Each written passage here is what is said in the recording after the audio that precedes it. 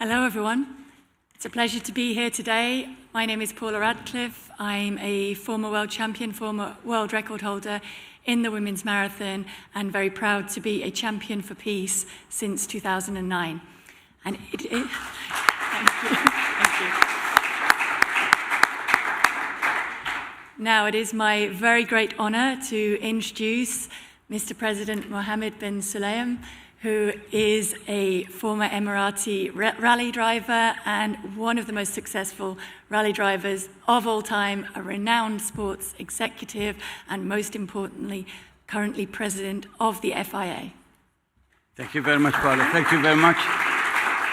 Thank you. It's an honor to be here, and especially being interviewed by a real champion, an athlete. So we had our own discussions before how the sport is have evolved and everything when it comes to athletes, and when it comes also to even the quality of the material that is being used.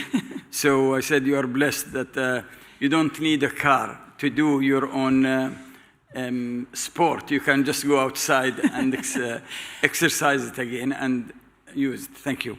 But interestingly, the two worlds also work together from a technological point of view to help improve things for all athletes. So, Mr. President, the FIA has taken a proactive approach to ensuring that the sporting world is a safe, supportive, and welcoming space for all competitors, athletes, officials, referees, and fans alike. What role do you believe that the international federations like the FIA have in ensuring that sport is a force for good? I do believe that any federation have a big role to play.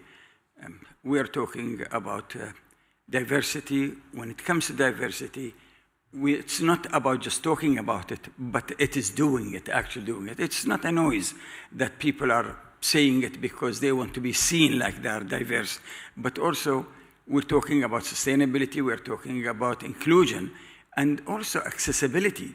I mean, to our sport, to do even what I founded last year of United Against Online Abuse. It's not about the FIA, it's not about motorsport, it's about every single sport, it's about our community.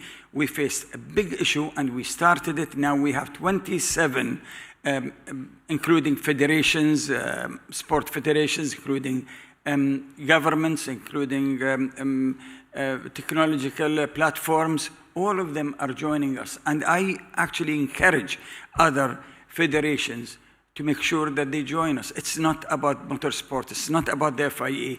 And when I say if we do not do something about it, our sport in general will be beyond repair. The amount of damage that's happening because of the social media, which is not accounted for, they are not credible. They can have a toll on the athletes, on the officials, on the fans, on everyone. So we are playing a role, but I always say alone is not enough, and it's a marathon, and we really need everybody to join us to make it as safe. It's not about the sport, it's about also the community and the society. Mm-hmm.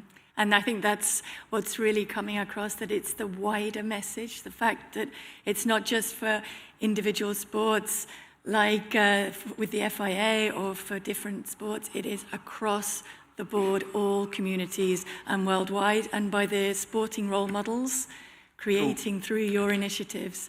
They are ambassadors also, and they can, with one touch of putting a small message, actually they can flip this hatred into love, into communication, into something which is better for all of us.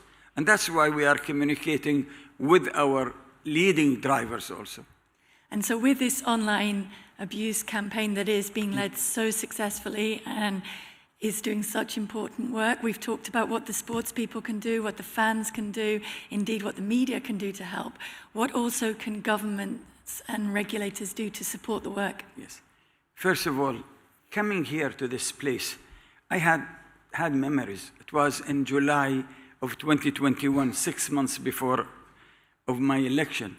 And would you believe, in this place, some of the federations, just one person came to me and said to me, in this place, he said to me, never ever believe or think that we allow someone like you to be our president. Honestly. And I smiled. And look, and then my team who's with me they were white and Christian, and they nearly attacked him. I said, the problem is with him, not with me. And then the force of the sport can change these things. I'm a big believer that we can change it, but we change it with communicating together, with never giving up. One of our stewards in Formula One was someone from Spain. Because of a judgment and approving some of the results, she got threat from people that she will be killed, her family will be killed, and losing her life, and worse than this also. I don't know what's worse, but I can't say about it. And then she was going to leave, and that's one of the reasons I took a stand and said, this can't happen. Because, we rely also in our volunteers, we rely on our officials, and we rely on our athletes. So together we are working with this, and definitely we are getting momentum. We have now an umbrella from the EU. If the EU is supporting us, it's not about the money, it's not about the funds, it's about the recognition that we can go and say it's a flagger, that we can go and we flag that person, and then we go and take him to court and take him and report him to the police. But if we do one message, Paula, and you take one person, other people will think more than twice to do it, because it's easier for them. They don't belong to incredible journalism. They are behind the walls throwing stones at most of the athletes. But this is not, I don't believe it's about sport, it's about the community. Even governments have the same issue. So really, it's the coalition that we have together. It's 27 now, and I'm looking for much more, because the voice has to be heard, and all of us has to speak one language about it. Absolutely. It's about the strength of humanity, empathy, and compassion. True. And I think the message is that governments and regulators can come on board, join the 27, and grow it so that we can unmask the cowards that are hiding. And we have to believe in it. I mean, with us in the FIA, we have 6 scholarships, because for the United Against Online Abuse, if we say to ourselves, how to diagnose it, we have to analyze why are they doing it. Otherwise, you cannot go on with a bandage over it. A cure is nearly impossible. But we have to work together. So a study is going on, parameters are there, and sadly, I would say, in one of the sports that they did some study, actually 79%, nearly 80, 79% was coming from North America and Europe. That's a lot of number, and I believe that we work together is a solution, and it's funding it, it's being part of it, and it's also understanding it, and then we will tackle it. Definitely. Now, we touched on it earlier, but how important is diversity and accessibility in the world of sport? In any sport, you say we are international, so in our federation, it's 120 years, Fédération Internationale of Automobile, so there is the automobile, and it is a federation. The middle word is missing. So we reach to people, and to me, when I took over, I said, I look at China, 1.35 billion people. I look at India, 1.4. And if you combine the two, it's 2.8 billion people in the world. And how many competition licenses they have from us? It's only nearly 8,000. You go to Finland at that time, it's less than 6,000, and they have over 15,000. So there is something is wrong here. So one of the solutions is to be accessible. We go to karting. Karting costs 300,000 euro for a year. Who can afford this to a small girl or his daughter or his son? It's nearly impossible. So we don't want to have it as the rich man club or the rich woman club. No, it doesn't work like this. So we are now doing accessible cars. We are reaching to the countries. Even in our employment, For 1 week, it will go to our federation around the world. And when it comes to our stewarding, I cannot allow Formula One, which is the pinnacle of our sport, to have one race director and only few referees, we call them, but we call them stewards. We went and reached to other countries, and we have, this is the real diversity. You reach to them, you bring them in, you educate them, you, in that sport, you also have a year at least of the knowledge passed into them, and then of training, and then you keep them as a shadow with the top officials, and then you take it in. And then when it comes to women in sport, we had an issue physically, biologically, and you would know it better, that they cannot turn the steering wheel on our pyramid, and the pyramid starts with Formula 4, 3, 2, and 1. And where do they get stuck? In Formula 2. The energy needed to turn the steering wheel is horrendous, and that's where they fail. So we said to the people who manufacture the chassis for us, and we said, this is our rules, and it will be adjusted in the positioning of the person inside to suit both.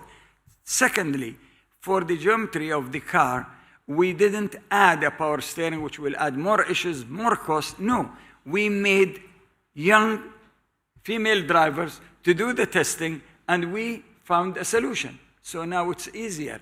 If we want to be fair, and we talk about diversity and inclusion, we should allow, demolish all the barriers, and so give a fair competition. And that's what we do with even the disabled. We have a commission for the disabled. So we are on the right track. Of course, we will always find something to improve.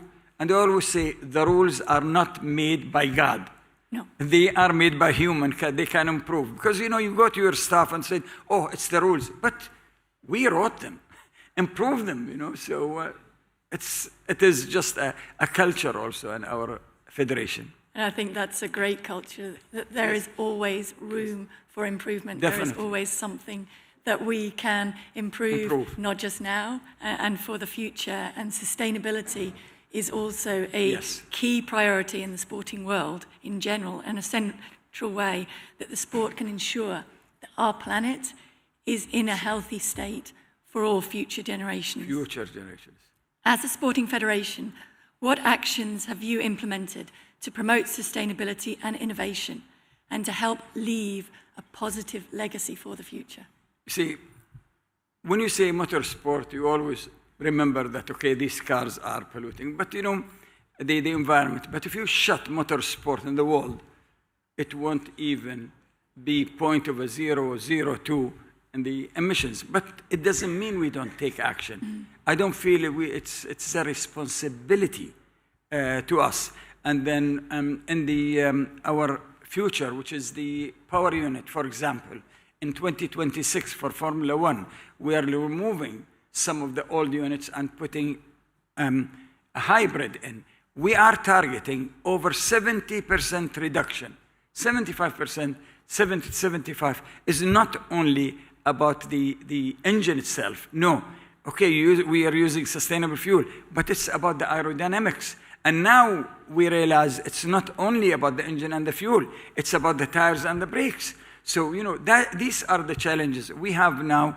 This year, we awarded 40 awards to premises and to federations around the world with our 3-star also approval. And also, all of the 10 teams in Formula One, they have been awarded, but we check them every year. So our responsibility is beyond that. I don't believe only the solution is electrifying all the time. I believe whatever you do, you just have to get to that number. If we go by hybrid, by sustainable fuel, by biofuel, by hydrogen, it's irrelevant, just reach it. It's not about only electrification, about reaching our target. And as you said, we have to leave a better, not just the same, a better world for our future. And if we want to sustain the business in motorsport, we have to be active in it. And of course, all of the improvements that you make at the elite top level filters down to the automobile industry. Very simple, very simple, exactly. Water, goes downhill. It doesn't go uphill. It's so simple. You go into the top, it comes down. And then in our pyramid, yes, we are aiming for net zero in all of our discipline by 2030. But the